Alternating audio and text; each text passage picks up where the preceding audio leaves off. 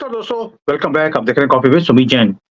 दोस्तों, कनाडा एक ऐसी प्रॉब्लम बन चुका है जिसका हल अब मोदी जी निकाल कर ही छोड़ेंगे, ये मुझे भी पूर्ण विश्वास है। क्योंकि मोदी जी बोलते हैं मेरी गारंटी है, घर में घुस के मारूंगा। टोरंटो में भी किसने घुस के मारा निज्जर जैसे उग्रवादियों को, ये हमने देखा है। और इस बार जो टोरंटो कर रहा है वो उससे भी बढ़कर है। वहां पर एक ऐसी हरकत करी है जिसके बारे में मैं पूरा डिटेल में बताऊंगा आपको। कैसे मुसलमानों के साथ खड़े हो गए हैं और हिंदू और ज्यूज के अगेंस्ट जो काम कर रहे हैं उसके ऊपर चुप्पी है। मैं पूरा दिन समझाऊंगा आपको और इसका अब हल मोदी जी क्या निकालेंगे। दोस्तों, आपको मालूम है कैसे जैसे ये इलेक्शंस अब सिंक इन हो रहे हैं। सिंक इन हो रहे हैं मतलब कि दुनिया को समझ आ रही है कि मोदी जी ने अकेले ही, एक आदमी ने सारी इनकी जो ऑपोजिशन थी, मैं इनकी ऑपोजिशन बोल रहा हूं क्योंकि इनकी ऑपोजिशन थी, इनको पैसे दिए गए, मीडिया को पैसे खिलाए गए कि मोदी जी के खिलाफ आप एक मुहिम चलाइए भारत में ताकि मोदी जी हार जाएं। और मोदी जी अकेले ने इन सबको हरा दिया। यानी कि एक आदमी लगा हुआ था कि भारत को मैंने तरक्की करनी है, इसे सोने की चिड़िया दोबारा बनाना है। इसकी जो पुरानी जो एक सभ्यता थी उसको दुनिया के सामने खड़ा कर रहा है। और ये सारे दुनिया वाले ये नहीं चाहते, इसलिए ये सारा कबाल, ये सारा इकट्ठा हो गया था। ये देखिए इतनी ऑर्गेनाइजेशन है जो इकट्ठी हुई थी कि मोदी जी को हराना है। ये इनके कबाल का पूरा नेटवर्क था। और मोदी जी हैं, वापिस भी आ गए और G7 में गए हैं तो पूरा सेंटर स्टेज मोदी जी को दिया गया, जबकि हम G7 के मेंबर भी नहीं हैं। इसी बात के लिए चिढ़ है। ट्रूडो बल को तो सबसे ज्यादा चिढ़ है और उसने कनाडा के अंदर खालिस्तानियों को और बढ़ावा देना शुरू कर दिया। अब किसके साथ खड़ा है वो? पन्नू जैसे उग्रवादी जो हैं उनके साथ खड़ा हुआ दिखाई देता है। और जो खालिस्तान मूवमेंट है, सो कॉल्ड खालिस्तान मूवमेंट, इसको हॉटबेड बना दिया है कनाडा ने। यानी कि जो पहले जो काम होता था कनाडा के अंदर, भारत के अंदर, अभी वो कनाडा के अंदर होना शुरू हो गया है। अभी आप देखिए, पहले था यहाँ पे भिंडरावाला, आजकल ये नया एमपी बना है। अब ये सारे लोग कनाडा की शह पर आगे आ रहे हैं। क्यों? क्योंकि वहां की जो गवर्नमेंट है वो शह देती है इन सब चीजों को। खालिस्तानियों के साथ खड़ा हुआ दिखाई देता है ट्रूडो बल, और इसे कुछ भी दिखाई नहीं देता। और अगर वो खालिस्तानी भारत के झंडे को जमीन पर रख के उसके ऊपर चलते भी हैं तो इसे लगता है ये तो फ्रीडम ऑफ स्पीच है। मैं क्यों बता रहा हूं, मैं आगे एक्सप्लेन करूंगा। लेकिन जब जब ये क्या नाम है इसका, पन्नू पन्नू बोलता है हिंदुओं को आप कनाडा छोड़ के भारत चले जाओ, नहीं तो आपको मार दिया जाएगा। ये भी फ्रीडम ऑफ स्पीच है। लेकिन अगर यही चीज ज्यूज के लिए यानी कि इजरायलियों के लिए लिखी जाती है कि इजरायलीज आर टेररिस्ट, तो वो कोई प्रॉब्लम नहीं है इनको, तो भी कोई प्रॉब्लम नहीं है, ये भी अलाउड है। लेकिन अगर किसी ने मुसलमानों के लिए कुछ बोल दिया, मैं वो भी वीडियो दिखाऊंगा आपको, तो बोलते हैं कि ये तो इस्लामोफोबिया है, ये तो हेट स्पीच है। यानी कि मुसलमानों के खिलाफ आप कनाडा में नहीं बोल सकते, किसी भी और कम्युनिटी के खिलाफ आप बोल सकते हो, प्रदर्शन कर सकते हो।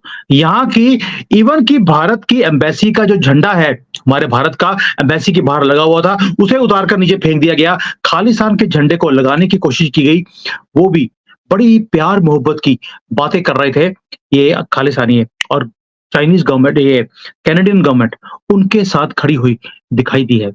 दोस्तों, इसी को बोलते हैं डबल स्टैंडर्ड। अब हुआ क्या था?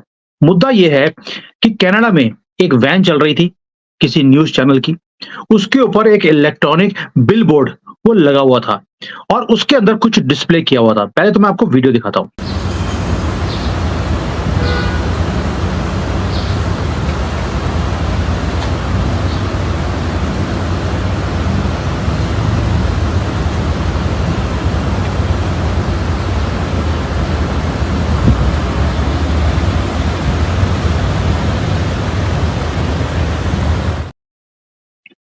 दोस्तों, ये कोई रिबेल न्यूज़ वाले हैं।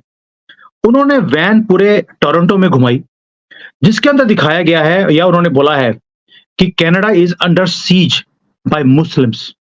क्यों? कभी भी हमास के साथ खड़ा होना हो, वही हमास के जानवरों के साथ, तो ये सारे मुसलमान सड़कों पे आ जाते हैं, सड़कें ब्लॉक कर देते हैं। नमाज पढ़नी हो 5 बार, जो दिन में जो डड्डू पोज करते हैं 5 बार, ये वो करना हो तो मस्जिद में नहीं करेंगे, मस्जिद खाली होती है, ये सड़कों पे आ जाते हैं, सड़कें ब्लॉक कर देते हैं। तो वहां के लोगों ने भी दुखी होकर लोगों को दिखाना शुरू कर दिया, ये कनाडा है, ये इराक, सीरिया, पाकिस्तान नहीं है, क्योंकि वहां पर तो इनको अलाउड ही नहीं है सड़कों के ऊपर नमाज पढ़ना। लेकिन कनाडा में, यानी कि जो नॉन मुस्लिम कंट्रीज हैं, वहां पर दूसरी कम्युनिटी को तंग करने के लिए ये जानबूझकर ये काम करते हैं, क्योंकि इनकी किताब में इनको सिखाया जाता है ये सारी नफरतें, ये सारे डड्डूपन। अब जो ये एडवर्टाइजमेंट है, ये एक सीन था लोगों को जगाने के लिए। कहां पर? टोरंटो में, कनाडा के अंदर हो रहा है। वहां पर हर रोज हजारों की तादाद में मुसलमान सड़कों पर ये डड्डू पोज करते हैं, और इससे कंट्रोवर्सी भी शुरू हो गई है। जो लोकल पब्लिक है वो दुखी है, और जो मुसलमान है उन्होंने बोल दिया ये हमारी तो रिलीजियस जो फ्रीडम है उसी को आपने भंग कर दिया। यानी कि जिस फ्रीडम से तंग होकर ये मुसलमान कंट्री से भागकर बूट में ये कनाडा जैसी कंट्रीज में गए थे, अब इन्होंने वहीं पर जाकर वही काम जिसके खिलाफ ये क्या बोला कि हमारी तो लाइफ बड़े खतरे में है, उसी चीजों को पकड़ते हुए अब ये वहां पहुंच गए हैं। कहाँ? कनाडा में। और वहां पर ये सारे काम करने शुरू कर दिए। दोस्तों, ये बात यहीं पर खत्म नहीं होती है। वहां की पुलिस है दोस्तों, कनाडा की, उन्होंने बोलना शुरू कर दिया कि ये तो हेटफुल है। यानी कि जब हिंदुओं के खिलाफ बोला जा रहा था, कुछ नहीं हुआ। ज्यूज के खिलाफ बोला जा रहा था, मैं वो भी दिखाता हूं आपको, ज्यूज वाला, ये देखिए।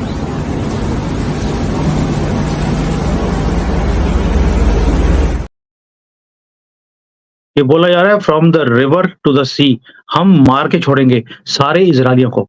तब ये हेटफुल नहीं था, लेकिन अगर मुसलमानों की असलियत दिखा दी तो ये हेटफुल हो गया, और रिवॉर्ड भी दे दिया है $25,000 का, कि जो आदमी ने ये हरकत करी है उसे पकड़ा जाएगा, और भी इंफॉर्मेशन देगा कि किसने किया है तो उसे $25,000 दिए जाएंगे। ये डबल स्टैंडर्ड्स हैं किसके? कनाडा के। ये देखिए, public campaign is pure Islamophobia, $25,000 का रिवॉर्ड है, और ये चीजें कैनेडियन गवर्नमेंट बर्दाश्त नहीं कर सकती। यानी कि अब ये कनाडा की गवर्नमेंट कम्युनिस्ट गवर्नमेंट हो गई है, और कुछ भी नहीं है। और जो ये रिबेल न्यूज है वो सिर्फ एक न्यूज दे रहा है, उसको फ्रीडम ऑफ स्पीच नहीं है असलियत दिखाने की भी, और विद प्रूफ दिखाया उसने, तो भी उसकी फ्रीडम ऑफ स्पीच को दबाने की पूरी कोशिश की जा रही है। अब यही काम भारत में भी होता है। अब आपको मालूम है कि अलीगढ़ में एक मुसलमान बंदूक की नोक पर लोगों को लूटता था। जब लोगों ने पकड़ के उसे मार दिया तो उन्होंने बोलना शुरू कर दिया, मीडिया वालों ने, ये तो मुस्लिम की, गरीब मुसलमान की लिंचिंग है, मॉब लिंचिंग है। मतलब कि ये सारा इकोसिस्टम पूरे दुनिया में ये मुसलमानों का इतना स्ट्रांग है, लिब्रांडो को पैसे खिलाते हैं कि इनके खिलाफ आप बोल भी नहीं सकते। आप सोच के देखिए, इनका इकोसिस्टम इतना तकड़ा है। रीजन बीइंग, उसका रीजन है कि जो दूसरे लोग हैं वो बोलते ही नहीं है। क्या कनाडा के जो गोरे हैं उन्होंने सड़कों के ऊपर आकर प्रदर्शन किया इस लॉ के खिलाफ कि भाई आप फ्रीडम ऑफ स्पीच में उनको तो अलाउ कर देते हो, हमें अलाउ नहीं करते? कोई नहीं निकला। क्यों? वो कहते यार हमने अपनी जिंदगी चलानी है। भारत के अंदर भी कोई भी हिंदू सड़कों पे नहीं निकला जब हमारे झंडे के ऊपर पैर रखकर खालिस्तानी चलते हैं, हमने उफ नहीं करी। हमने कैनेडियन एम्बेसी के बाहर खड़े होकर कोई प्रदर्शन किया? नहीं किया। क्यों? क्योंकि हमें लगता है यार हमारी जिंदगी चलानी है, इस चीजों में कौन पड़ेगा। लेकिन मुसलमान वो सड़कों पे आते हैं, पत्थरबाजी करेंगे, अपने रिलीजन, बेशक वो उग्रवादी वाली रिलीजन क्यों ना हो, तो भी उसको सपोर्ट करते हुए वो हर जगह पे आपको दिखाई देते हैं। अब जो वहां के लोकल है मुसलमान, जो कनाडा में बस गए हैं, वहां पे बुरके डाल के आए थे, आज बोलना शुरू कर दिया, अब हम कनाडा के अंदर शरिया लॉ इंप्लीमेंट करके छोड़ेंगे। यानी कि शरिया से डरते हुए ये कनाडा पहुंचे, वहां पे असाइलम लिया, और आज वहीं पर इन्होंने शरिया लॉ को इंप्लीमेंट भी करना है। दोस्तों, ये डबल स्टैंडर्ड है कनाडा के, वेस्टर्न पावर्स के, सिर्फ इसलिए इनको अपनी गवर्नमेंट बचानी है। और मुसलमान आपको मालूम है कॉकरोचों की तरह पैदा होते हैं, मल्टीप्लाई करते हैं, और इसलिए इनका वोट बैंक बहुत ज्यादा इंपॉर्टेंट हो जाता है। और ये मल्टीप्लाई भी इसीलिए करते हैं ताकि इनकी नंबर्स बढ़े, इनकी एक अहमियत बने दूसरे कंट्रीज के अंदर, और उसके बाद इनको सपोर्ट किया जाता है। जैसे आज खालिस्तानियों ने कनाडा में जाकर अपनी पॉपुलेशन को इंक्रीज किया, इतने इंपॉर्टेंट हो गए हैं कि उनके बिना गवर्नमेंट बन ही नहीं सकती, इसलिए उनको सपोर्ट करना पड़ता है। और हमारे यहाँ पे हिंदू क्या है? हिंदू वो हैं जो अपने देश में अपनी ही गवर्नमेंट को हरा देते हैं कि इसको थोड़ा सीधा करें। 10 साल से ना बड़ा उछल रहा था, ये विश्व गुरु बनने की कोशिश कर रहा है, इसको ज़मीन पे लेकर आते हैं। यही फ़र्क है सिखों में, मुसलमानों में और हिंदुओं में। वो अपनी कम्युनिटी के साथ खड़े होते हैं, बेशक गलत मकसद ही क्यों ना हो, और हमारे लोग अपने ही देश में अयोध्या जी हार जाते हैं कि इनको थोड़ा सीधा करें। इन्होंने राम मंदिर बना के ना बड़े उछल रहे हैं, ना कि 500 साल के बाद हमें राम मंदिर बना और हम उछल रहे हैं। और वो क्या कर रहे हैं? रिवर टू द सी, हम जहाँ पर भी नदी हो, समुद्र हो, कहीं भी जीव दिखेगा उसे हम मार देंगे। किसी दुनिया में किसी ने उफ़ नहीं करी, और हिंदुओं आपके लिए भी कोई उफ़ नहीं करेगा, जब आपके ऊपर भी यही काज गिरने वाली है। और भाई काज का ये हालत है कि वो खाना देते हैं आपको मुसलमान, उसमें थूक देते हैं, आप कुछ भी बोलते नहीं हो। अब तो जो रिसेंटली मैंने सुना है कि इवन जो दाढ़ी बनाने गया है, उस बंदे के ऊपर भी वो थूक से उसकी मालिश कर रहा है, कोई बोला नहीं। मतलब कि वो खाने में थूक डालते हैं आपके, वो आपकी सब्जी, वो फल हो, उसके ऊपर थूक डाल के देते हैं। मंदिरों के बाहर फूल बेचने वाला मुसलमान होता है, वो फूल जो आप अंदर मंदिर में चढ़ाते हैं, उसके ऊपर वो थूकता है, फिर वो आपको वो देता है, क्या? वो फूल, पत्तियाँ, जो अंदर जाके चढ़ाते हो। पानी आपको मिलता है, उसमें उनका थूक होता है। आप सोचकर देखिए, हर चीज़ में वो आपको थूक डाल डाल के देते हैं, और अब आपके मुँह के ऊपर भी थूकना शुरू कर दिया है भारत के अंदर।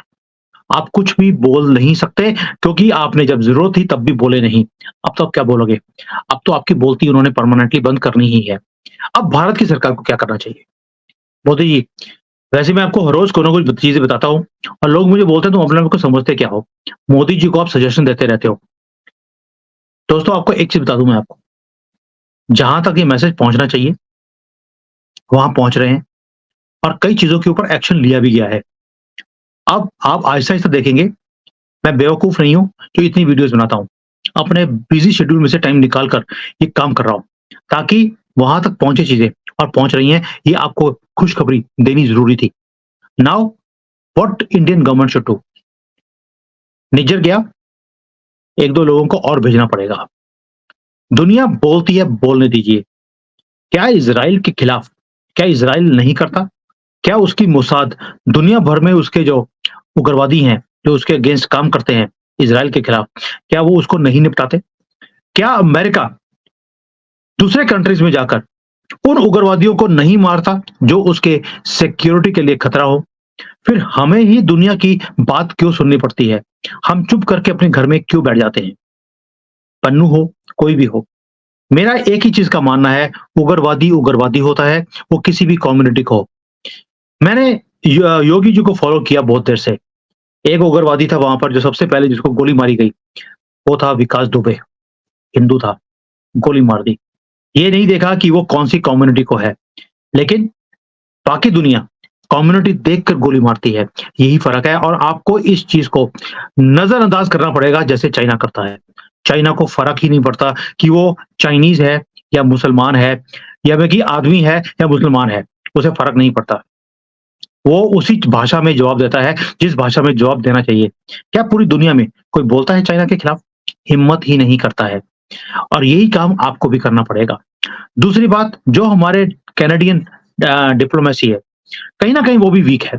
हमने उनके वीज़े बंद करे थे, वहाँ के चीखें निकलनी शुरू हो गई थी वहाँ के, कनाडा वालों की। हमने दोबारा से वो शुरू कर दिया उनको वीज़े देने। जब तक आप टेम्परेचर को हाई नहीं करते रहेंगे, तब तक ये चीज़ें हमारे खिलाफ होती रहेंगी। अभी तो ये भारत में ये इस्लामोफ़ोबिया का ये स्यापा शुरू होने वाला है, ये मैं आपको अभी से लिख कर दे रहा हूँ। पूरी वेस्टर्न पावर्स इंक्लूडिंग चाइना, वो लगे हुए हैं कि भारत को इस्लामोफ़ोबिया में घेरना है, ताकि जो यहाँ पर 25-30 करोड़ जिहादी रहते हैं भारत में, इन सबको हवा दी जाए कि भारत में आग लगाई जाए। और ये काम होकर रहेगा अगर आपने स्ट्रॉन्ग स्टेप्स लेने शुरू नहीं किए। राहुल गांधी तो ऑलरेडी सड़कों पे आ गया है कि उसने धक्के खाने हैं, उसने जो इस्लामिक ये टेररिस्ट हैं, इनको बढ़ावा देना है। जहाँ-जहाँ पर कांग्रेस की गवर्नमेंट है या ऑपोजिशन की गवर्नमेंट है, वहाँ पर उन्होंने ऑलरेडी उन्हें हवा देनी शुरू कर दी है। आग लगा दो बस्ती में, हम रहेंगे मस्ती में। ये हालत है ऑपोजिशन की, और आप अभी भी रामचंद्र बनकर क्या कर रहे हो? कभी नालंदा आपने ओपन कर दी, श्रीनगर में जाकर आपने योगा किया। ये दिखाने के लिए बहुत अच्छा है। क्या आपको लगता है कि दिलों में जो कश्मीरी मुसलमान हैं, वो हिंदुइज़्म को अपना लेंगे? क्योंकि वो बचपन से उन्होंने सीखा है कि योगा इज़ नॉन इस्लामिक। ठीक है, दुनिया को दिखाने के लिए बहुत अच्छा लगता है, लेकिन ये चीज़ों से उनके दिलों से चीज़ें चेंज नहीं हो सकती जब तक ग्रास रूट लेवल पर चीज़ें चेंज नहीं होंगी। और ये मैं उम्मीद करता हूँ कि आप इस बार जो 10 साल से गलतियाँ करी हैं कि कोई भी जो आर्टिकल्स हैं कॉन्स्टिट्यूशन में, उसे चेंज ही नहीं किया जो एंटी हिंदू थे। जब तक हमारा कॉन्स्टिट्यूशन चेंज नहीं होगा, वो जो चीज़ें हैं, अगर आप कॉन्स्टिट्यूशन चेंज नहीं कर सकते, आप आर्टिकल्स के ऊपर अमेंडमेंट्स तो कर सकते हो, उतने नंबर्स हैं आपके पास कि आप आर्टिकल्स की अमेंडमेंट कर सकें। मैंने आर्टिकल 30 और 30 ए के बारे में लिखा था, आपको भेजा भी है। आप उसको भी अगर इम्प्लीमेंट कर दें, सारा हिंदू एकजुट हो जाएगा कि yes now Modi ji is going to work for Hindus in Hindustan. उसकी कमी कहीं न कहीं 10 साल से मुझे दिख रही है और मैं कमेंट्स देख रहा हूँ। जितने वीडियोज़ के ऊपर कमेंट्स आ रहे हैं, उसमें एक ही चीज़ आती है, मोदी जी ने इंफ्रास्ट्रक्चर के ऊपर, भारत के नाम के ऊपर बहुत काम किया, लेकिन हिंदुओं के लिए कोई काम ही नहीं किया। हिंदू को हिंदुस्तान देने का काम नहीं किया। इंडिया को भारत बनाने का काम नहीं किया। आपने अपना नाम चमकाया है दुनिया में, भारत का नाम चमकाया है, हमारे पासपोर्ट की वैल्यू इंक्रीज़ करी है, लेकिन हिंदुस्तान में अपने ही लोगों के लिए कुछ नहीं कर पाए। जबकि इतनी मेजॉरिटी थी आपके पास और पूरा भारत आपसे प्यार करता था, आपको सपोर्ट भी करता था। अभी भी जो कमेंट्स हैं, मैं देखता हूँ हर चीज़ में एक चीज़ लिखी होती है, मोदी से नहीं हो पाएगा। ये लोगों के कमेंट्स हैं, जबकि मैंने शुरू में बोला है, मोदी है तो मुमकिन है। मुझे उम्मीद है कि इस बार कनाडा को उसी भाषा में जवाब दिया जाएगा, जो उसे समझ आती है, वो है सख्ती। आप जितना से टेम्परेचर को इंक्रीज़ करते जाएँगे, उनकी चीखें निकलेंगी और यही यही द दस्तूर है एक वर्ल्ड पावर का। अगर आप ग्लोबल पावर बनना चाहते हैं, आपको ये काम करने पड़ेंगे, सख्ती दिखानी पड़ेगी। ये रामचंद्र बनने का काम प्लीज़ मोदी जी, अब बंद कर दीजिए। अब सख्ती दिखाइए और धनुष उठाकर अब इनका नाश करना अब अति आवश्यक हो गया है और अति शीघ्र ये काम होना चाहिए। तभी आप भारत की और हम सनातनियों की इज़्ज़त भी बढ़ेगी पूरी दुनिया में। I hope you will understand what I am trying to say again and again. दोस्तों आपका भी जो कमेंट है इस पे लिखिए और ये सारी चीज़ें ऊपर तक पहुँचाने का काम ये मेरा है। थैंक यू, जय Hind and Vande. Hi there. If you liked the video, please don't forget to smash the like button, subscribe to our channel, and activate the bell icon so that you receive all notifications whenever we upload a new video. Thanks for watching.